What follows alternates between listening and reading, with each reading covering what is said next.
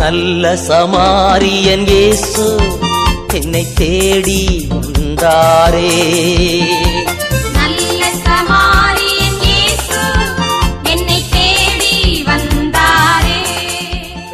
பிரியமானவர்களே, வாரம் ஒரு குறிஞ்சிற தலைப்பிலே இந்த நாளுமாக மீண்டுமாக உங்களை சந்திப்பதிலே மிகுந்த மகிழ்ச்சி அடைகிறேன்.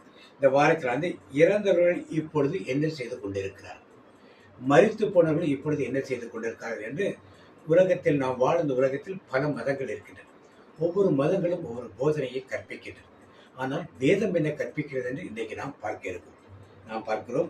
ஒரு மதமானது ஆத்மா பிரிந்து அதன் கர்மாவுக்கு ஏற்றபடி மீண்டும் பல பிறவிகளை எடுத்து கடைசியாக அது ஜீவாத்மாவோ பரமாத்மாவோடு ஒன்றாக இணைந்து விடும் என்று ஒரு மதம் சொல்லுது. இன்னொரு மதமானது அவர்கள் தெய்வத்திடம் போய் திரும்பவும் எங்களை இந்த உலகிற்கு அனுப்புங்கள் என்று கேட்கும். அவர் ஒரு திரைச்சீலை போட்டு அவர்களை மூடி வைத்து நியாயத்திற்பின் நாளுக்காக அவர்களை காத்திருக்க வைப்பார் என்று ஒரு மதம் சொல்லுகிறது. இன்னொரு மதமானது இறந்து போன உடலை அவர்கள் பறவைகளுக்கு உணவாக போட்டு விடுகிறார்கள். அதற்கு பிறகு அவர்களெல்லாம் தீக்கடலில் ஒரு பாலத்தின் வழியாக செல்கிறார்கள். ஒரு சிலரால் அந்த பாலத்தை கடக்க முடியாமல் கீழே விழுந்து விடுகிறார்கள். மற்றவர்கள் கடந்து மற்றவர்கள் நியாயத்திற்காக காத்திருக்க வைப்பார்கள். நம்முடைய கத்தோலிக்க திருச்சபையிலே இறந்து போன உத்தரிக்கை ஸ்தலத்தில் இருப்பார்கள். அவர்களுக்காக நாங்கள் இங்கே ஜெபிக்கின்ற ஜெபங்கள், வைக்கின்ற திருப்பலிகள், இவைகளினால் அவர்கள் பாவங்கள் கழுவப்பட்டு அவர்கள் பரலோகத்துக்கு எடுத்துக்கொள்ளப்படுவார்கள் என்று நம்முடைய திருச்சபையிலே கற்பிக்கப்படுகிறது. ஆனால் வேதம் என்ன கற்பிக்கிறது என்று நாம் மற்ற மதங்கள் கற்பிக்கிறதை விட கத்தோலிக்க மதம் கற்பிக்கிறதை எப்படி நாம் அறிந்து கொள்ள வேண்டும் என்பதை இன்றைக்கு நாம் தியானிப்போம். இதில் பல கேள்விகளை எழுப்புகிறார். உத்தரிக்கை ஸ்தலம் என்ற வார்த்தைகள் எங்கே இருக்கின்றது வேதத்தில்? ஆண்டவராக இயேசு கிறிஸ்து எங்கேயும் குறிப்பிட்டிருக்கிறாரா? அல்லது நிருபத்திலே பவுலடியாரோ பேதுருவோ யாரேனும் குறிப்பிட்டிருக்கிறாரோ உத்தரிக்கை ஸ்தலம் என்று? அவர்களுக்காக திருப்பலி வைத்தால் அவர்கள் பரலோகம் சென்று விடுவார்கள் என்று யாரேனும் குறிப்பிட்டிருக்கிறார்கள் என்று பல கேள்விகளை பலர் கேட்கிறார். நாமும் இந்த கேள்விகளை பற்றி வேதத்தின் வழியாக இன்றைக்கு நாம் சிந்திப்போம். நம்முடைய அறிவின் பிரகாரம் அல்ல, வேதத்தின் பிரகாரமாக நாம் சிந்திப்போம். இப்பொழுது திருப்பலி வைக்கிறார்கள். எத்தனை திருப்பலி வைக்க வேண்டும்? ஒரு சிலர் வருடம் ஃபுல்லாகவும் ஒரு நாள் திருப்பலி வைக்கிறார்.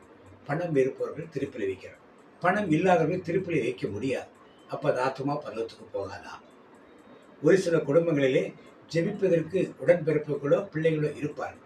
ஒரு சில குடும்பங்களிலே யாருமே இருக்க மாட்டார். அவர்களுக்காக ஜெபிக்கவோ திருப்பலி நிறைவேற்றுக்கோ யாரும் இருக்க மாட்டார். அப்போ அவர்களெல்லாம் அங்கே உத்தரிக்கத்தலத்தையே இருப்பார்களா?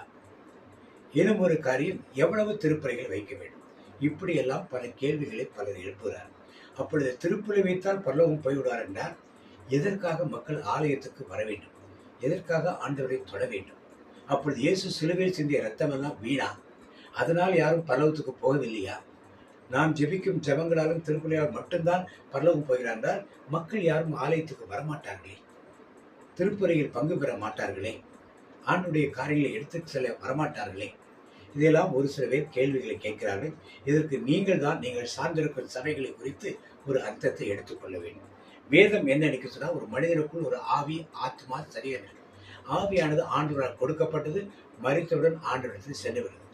சரீரமானது மண்ணில் புதைக்கப்படுகிறது, அது மண்ணில் எடுக்கப்பட்டது, மண்ணோடு சென்று விடுகிறது. ஆத்மாவுக்கு அழிவில்லாமல் இருக்கிறது. எசேக்கியேல் 18ஆம் அதிகாரம் 4ஆம் வசனத்திலே நாம் ஒரு வசனத்தை வாசிப்போம். எசேக்கியேல் 18ஆம் அதிகாரம் 4ஆம் வசனத்திலே, இதோ எல்லா ஆத்துமாக்களும் என்னுடையவைகள், தகப்பனின் ஆத்மாவும் எப்படியோ அப்படியே மகனின் ஆத்மாவும் என்னுடையது, பாவம் செய்கிற ஆத்மாவே சாகும் என்று அதிலே குறிப்பிடப்படும். எனவே பாவம் செய்யும் ஆத்மாவுக்கு ஒரு சாவு என்று உண்டு என்பதை வேதம் தெளிவாக கற்பிக்கின்றது. இப்பொழுது ஆண்டவராகிய இயேசு கிறிஸ்துவுடன் எங்கே சென்றார் என்று பார்க்கும்போது 1 பேதுரு 3ஆம் அதிகாரம் 19ஆம் 20ஆம் வசனங்களே நாம் வாசிக்கின்றோம். அந்த ஆவியிலே அவர் போய் காவலில் உள்ள ஆவிகளுக்கு பிரசங்கித்தார்.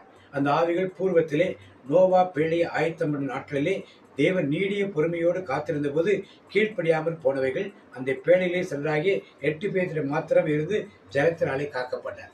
அப்ப நோவா காலத்தில் இருந்து மரித்து போன அந்த ஆவிகளுக்கு, காவலில் வைக்கப்பட்டிருந்த ஆவிகளுக்கு இயேசு போய் பிரசங்கித்ததாக வேதம் கற்பிக்கும். அப்ப அந்த ஆவிகளுக்கு கேட்கக்கூடிய ஒரு சக்தி இருக்கிறது, ஆண்டவர்கிட்ட பேசக்கூடிய ஒரு சக்தி இருக்கிறது. அங்கே இவரெல்லாம் எங்கே இருக்கிறார்? பாதாளத்தின் அடிப்பகுதியில் இருப்பதாக இந்த பேதுரு என்பவர் அந்த வார்த்தைகள் நமக்கு சொல்லுகிறார். இது அல்லாமல் லூக்கா செய்தி 16ஆம் அதிகாரம் 23 வாசத்திலே நாம் எல்லாம் அறிந்த ஒரு காரியம். தரித்திரன் ஒருவர் இருந்தான். அவன் பேர் லாசரு. அவன் பணக்காரன் வீட்டு வாசலில் இருந்தான். அவனுக்கு சாப்பிட எதுவும் கொடுக்கல, ட்ரெஸ் எதுவும் கொடுக்கல, தங்க இடம் கொடுக்கல. அவன் புண்களை நாய்கள் நக்கின. அவன் மரித்து போனான். அவன் மரித்த போது ஆபிரகாம் மடியில் பாதாளத்தின் மேல் அவன் இருந்தான் என்றும், இந்த ஐஸ்வர்யவான் இருந்தான், அவன் உள்ளே பாதாளத்துக்குள்ளே நெருப்பிலே வெந்து கொண்டிருந்தான் என்பதும் அவன் வாசிக்கணும். அப்பொழுது அங்கிருந்து அவன் கேட்கிறான், ஆபிரகாமே, லாசரின் விரல் நுனியில் தண்ணீரை வைத்து எனக்கு கொடுங்க, இங்கே வெப்பமாக இருக்குன்னு சொல்லி கேட்கிறான். அப்போ இவன் பார்க்கிறான், இவன் பேசுகிறான், அவர் பேசுவதை இவன் கேட்கிறான். இங்கிருந்து யாரும் அங்கே வர முடியாது அப்படின்னு சொல்றப்ப, என் சகோதரர் இருக்காங்க, அவரும் இங்கே வந்துடாம போய் சொல்லுங்கன்னு சொல்றப்ப, இங்கிருந்து யார் போனாலும் அவர் நம்ப மாட்டார்கள் என்று அங்கே சொல்லப்படுது. அப்போ இதெல்லாம் இயேசு கற்பித்த ஒரு காரியம். இது தப்பா சரியா என்பதை நீங்கள் தான் முடிவு செய்து கொள்ள வேண்டும். மரித்தவர்கள் பாதாளத்துக்கு செல்கிறார்கள் என்பதை அறிந்து கொள்ளுங்கள்.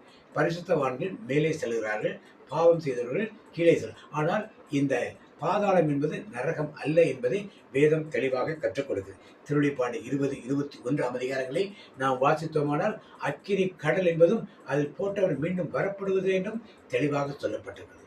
எனவே கிறிஸ்துவுக்கு பிரியமானவர்களே, இன்றைக்கு பாதாளம் என்றால் என்ன, கீழ்பாதாளம் என்றால் அறிந்து கொள்ளும். ஆண்டவராகிய இயேசு கிறிஸ்து நல்ல கல்வரிடம், இன்றே நீ என்னோடு பரதேசி வான்வீட்டில் இருப்பாய் என்று சொன்னார். பரலோகத்தில் இருப்பாய் என்று அவர் சொல்லவில்லை, வான்வீட்டில் என்று சொல்லப்பட்டிருக்கிறது. பழைய மொழிபெயர்ப்பு பரதேசம் என்று சொல்லப்பட்டது. அப்போ ஆண்டவர் சென்றது பாதாளங்களுக்கு தான் இறங்கினார். விசுவாச பிரமாணத்தை சொல்லும், அவர் மரித்து பாதாளங்கள் இறங்கி என்றுதான் நாம் விசுவாச பிரமாணத்தை சொல்லுவோம். இன்றைக்கு இருக்கிற விசுவாச பிரமாணத்திலே இந்த வார்த்தைகள் எல்லாம் எடுக்கப்பட்டுள்ளன.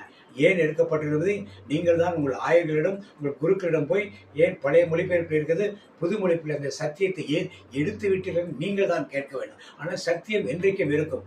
பழைய சத்தியத்தை அறிந்தவர்களாம் அந்த சத்தியத்திலே வாழ்ந்திருப்போம். அது நிலையாக என்றைக்கும் இருக்கும் என்பதை நாம் அறிந்து கொள்வோம்.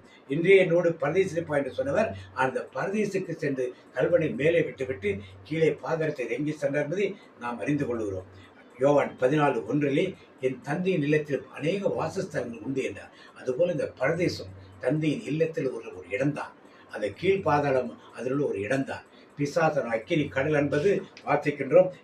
திருவெளிப்பாடு 20:10 என்பது கோகேகி மாகேகி என்பவரெல்லாம் எதிர்த்து போராடியது, அர்மதகோன் யுத்தத்தில் போராடியது, அவர்களெல்லாம் சிறைப்பிடித்து அழித்த பிறகு அவர்களை அக்கினி காடலாகிய கடலில் தள்ளுவதற்கு கட்டி வைக்கப்பட்டிருக்கின்றனர் என்று சொல்லப்படுகிறது. அக்கினி கடலில் தள்ளப்படுவது முதலில் இந்த கூட்டம், இரண்டாவது காவலில் வைக்கப்பட்டிருந்த கூட்டம், கடைசியாக நியாய தீர்ப்பு முடியும் பொழுதுதான் மற்றவர்கள் யாரெல்லாம் பாவம் செய்து மனம் திரும்பாமல் இருந்தார்களோ அவர்களெல்லாம் அங்கே செல்வார்கள் என்று வேதம் கற்பிக்கிறது.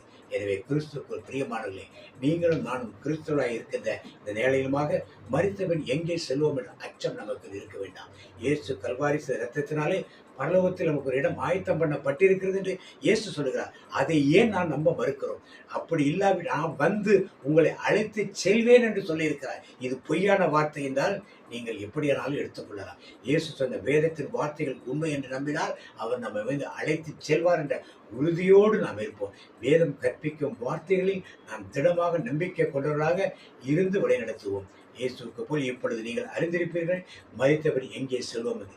நமக்காக ஒரு இடத்தை அவர் ஆயத்தம் பண்ணி வைத்திருக்கிறார். அந்த இடத்திற்கு தான் செல்வோம் என்று அறிந்து உறுதியான நம்பிக்கையோடு ஒரு கிறிஸ்துவ வாழ்க்கையில் இணைந்திருப்போம். இயேசுக்கு புகழ், இயேசுக்கு நன்றி. Praise the Lord. அடுத்த வாரம் மீண்டும் ஒரு குறுஞ்செய்தியிலே உங்களை சந்திப்போம். இயேசுக்கு நன்றி.